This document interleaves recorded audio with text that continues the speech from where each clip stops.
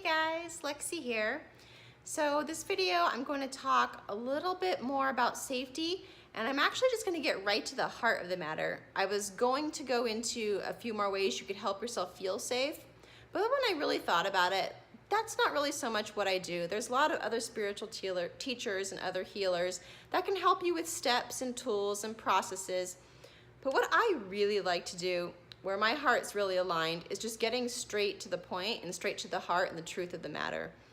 So someone requested that I talk a little bit more about this idea of safety being within and being able to open up and be more vulnerable, express yourself, live your truth, and not feel like you're being blocked by this idea that it's not safe.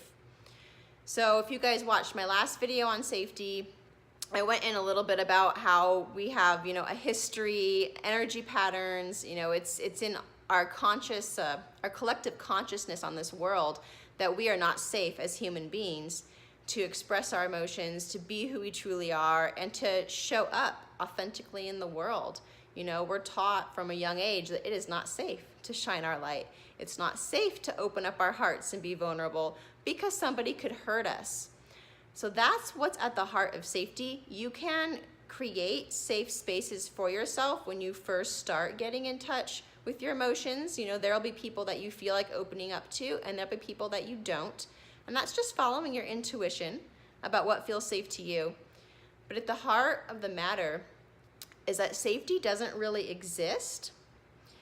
And it puts this falseness, this illusion around us that we need to be safe before we can open up and be vulnerable. And what we're really trying to do is we're trying to protect ourselves from ourselves. We think we need to feel safe around other people and that other people need to accept us for us to feel okay and be willing to open up. But what we're really doing is what we're really saying is we don't feel safe within ourselves. We don't feel safe with our own pain and with our own darkness. Because truly, when somebody, when you open up and start expressing, when you start really deciding to live your truth and speak your truth, and other people might be coming at you, calling you crazy, putting you down, maybe they just don't accept you, they ostracize you, or whatever, changes in your world when you start to follow your truth. These people aren't actually hurting you. They aren't actually making this space unsafe. What they're doing is they're triggering for you emotions, pain, trauma, uncomfortable emotions you've been holding on to that are ready to come up and be seen and felt. So when we say that we don't want to open up and be vulnerable because we're not feeling safe, what we're really saying is we are not feeling ready or safe to feel our actual own pain and our own darkness. This is what we really want to get to. This is what's at the heart of it. Being willing to really go down and feel the fear, feel the anger, feel the uncomfortable stuff that we have not wanted to look at. And most of the time, for these things to come up for us to look at, they have to be triggered. So if you're putting your safety in other people and in the world, you're going to be let down every time because it's nobody else's job to make you feel safe. Not your spouse, not your best friend, not your children, not your parents, not your teachers.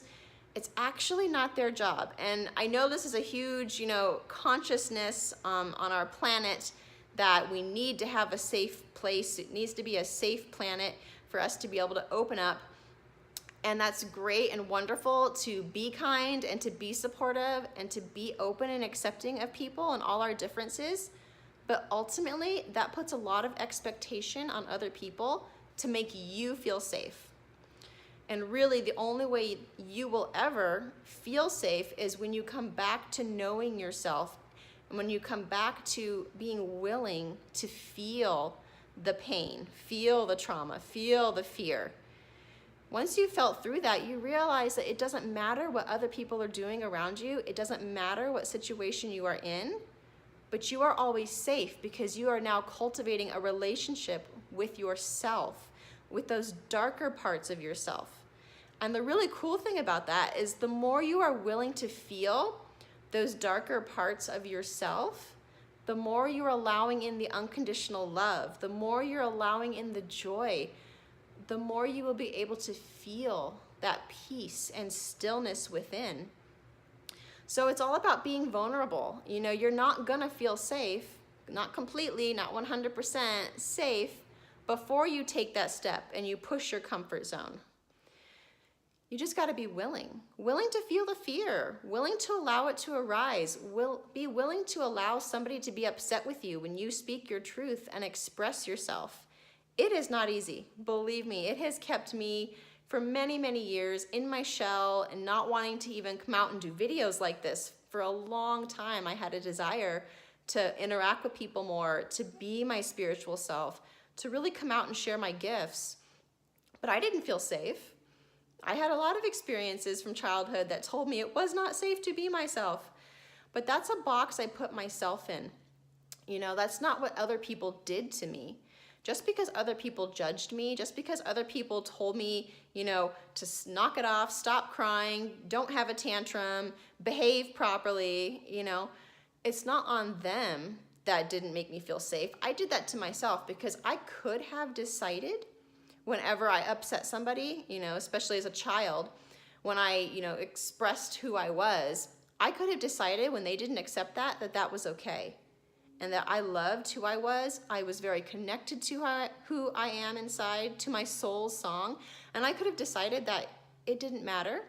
I'm still safe, I'm still gonna be who I am, and people are not going to be, you know, determining who I want to be and how I show up in the world. But I didn't, and most of us didn't.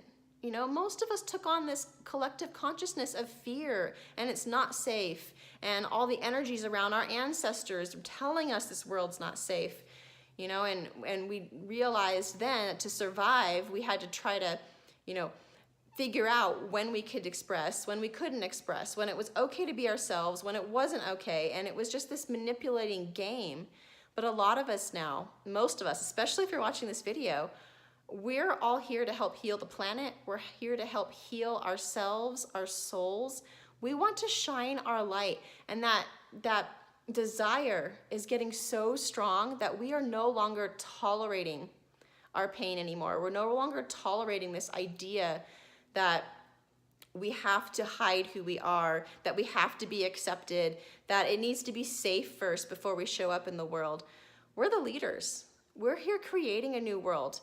And I'm here to tell you guys that you need to be willing to feel vulnerable. If you want to start to truly feel safe and secure with who you are, it's not going to be outside you in your environment. It's not going to be when you have that one job or that one relationship, or when you have time and space when you're alone to start feeling and expressing.